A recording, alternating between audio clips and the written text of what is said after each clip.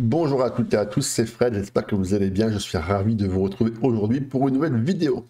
La dernière vidéo qu'on a fait ensemble, c'était un petit tuto explicatif pour chercher des joueurs et les défenseurs centraux, trouver des pépites qui évoluent en défense grâce à des recherches manuelles et par attribut. Aujourd'hui, on continue pour le volet numéro 2 et on s'attaque tout de suite au poste des milieux de terrain. Je réexplique un peu la méthode qu'on utilise pour faire ce genre de recherche. La première, c'est d'avoir dans votre partie, si vous avez la possibilité d'avoir une base de données extrêmement étendue. Là, en l'occurrence, on a sélectionné quasiment 460 000 joueurs.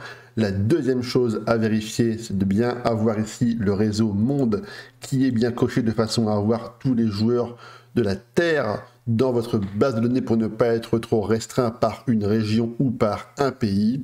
Et la deuxième chose, c'est également de bien penser à décocher ici intéressé par pour avoir tous les joueurs disponibles, qu'ils soient intéressés ou non, pour potentiellement rejoindre les rangs de votre équipe. Cette méthode est extrêmement utile si vous avez sélectionné en début de partie de jouer avec les attributs visibles de façon à avoir toutes les notes affichées sur les cartes des joueurs.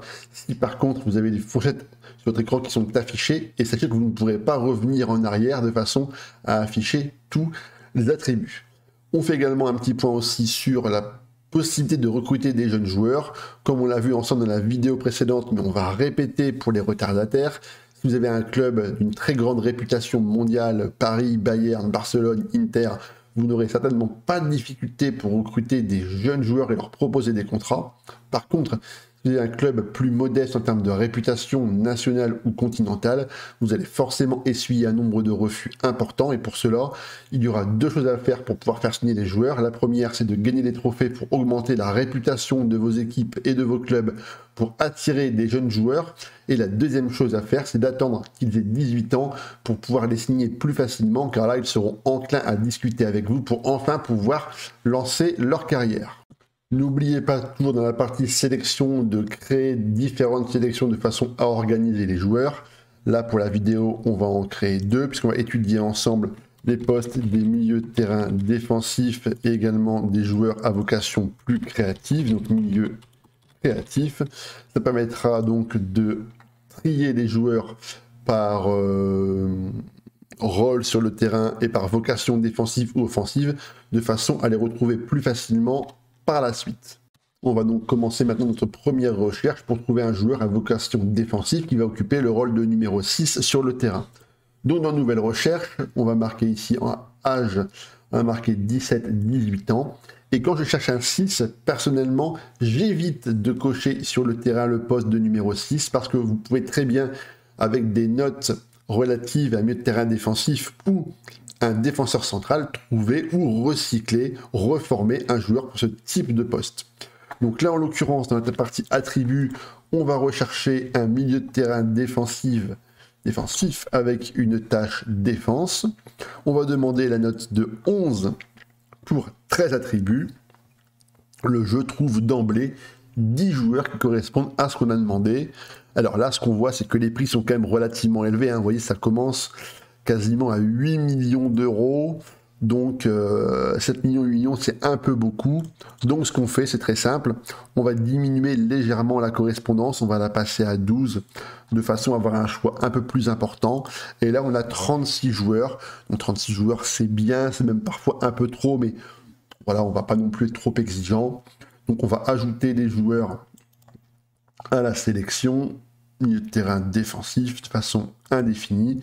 Et après, on va envoyer des recruteurs pour pouvoir jeter un œil sur eux et voir s'ils ont du potentiel et surtout faire le point sur les points positifs et les points négatifs de leur jeu et de leur personnalité.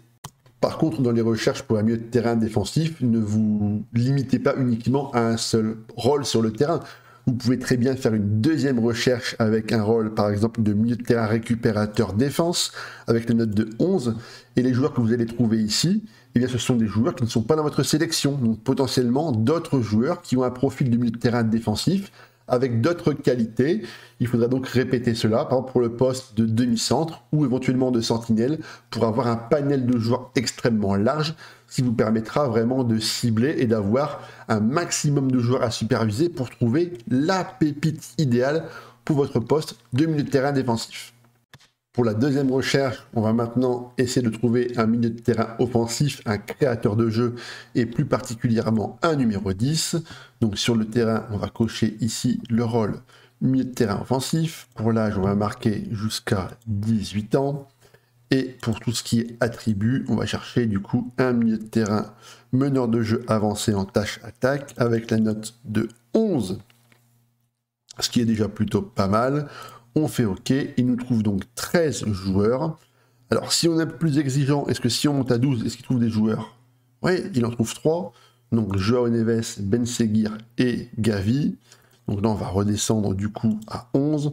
On a 13 joueurs, 13 joueurs c'est déjà bien. En termes de prix, ça donne quoi du coup? Est-ce que c'est pas trop cher? Alors, hop, non, ça va encore. Hein. Les cartes sont plutôt sympas. Donc là, on peut commencer à bosser sérieusement sur des dossiers. Et si on passe une correspondance à 12, on trouve 42 joueurs. 42 joueurs, c'est, je pense, un peu trop. Donc, comme on l'a vu précédemment pour le milieu de terrain défensif, quand c'est comme ça, j'augmente. J'augmente un peu la technique, j'augmente un petit peu l'aspiration, la vision du jeu. Et là, on arrive à 29 joueurs. Et les passes, du coup, elles sont... Hop, on va augmenter un peu les passes. Voilà, on a 28 joueurs. Les dribbles aussi. Hop, 25 joueurs.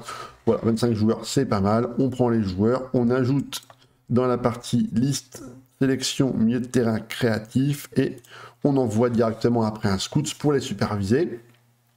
Et comme pour les milieux de terrain défensifs, ne vous limitez pas uniquement à ce type de poste. Vous pouvez éventuellement chercher pour un enganche, un milieu de terrain offensif, un 9,5, un faux 9, que vous allez pouvoir reformer à un poste différent de ce qui est naturel chez lui. Ça, c'est extrêmement important. N'oubliez pas que vous pouvez reformer des joueurs s'ils ont les compétences, les caractéristiques et surtout les bons attributs. Regardez, par exemple, on a trouvé Joao Veloso, joueur de Benfica, qui a 18 ans, qui a une personnalité professionnelle, qui a déjà une très belle carte et qui coûtera peut-être maximum 5,4 millions d'euros. Donc c'est une très bonne pioche. Ensuite, nous avons ici Asen Mitkov, très très bon joueur bulgare, qui pour son âge est également bien développé. Ensuite, nous avons qui encore Valentin Carboni, qui malheureusement est transféré, mais qui lui a une carte absolument magnifique. Donc avec ce type de recherche, donc par filtre manuel ou par attribut, vous allez pouvoir trouver certainement des futurs très très grands joueurs pour votre effectif. La vidéo est maintenant terminée, j'espère qu'elle vous a plu. J'ai essayé d'être extrêmement rapide et précis pour vous expliquer ce genre de méthode. On se retrouvera dans un volet 3 pour les attaquants. En attendant, je vous invite à vous abonner à la page, à partager, à liker et également à commenter, ça aide pour la visibilité. Vous aurez également un lien en dessous vers mes différents réseaux sociaux, notamment Twitter et sur Twitch, où je passe le soir de temps en temps discuter avec certains membres de ma communauté. N'hésitez pas, je vous dis à bientôt pour une prochaine vidéo. Allez, à ciao les gars.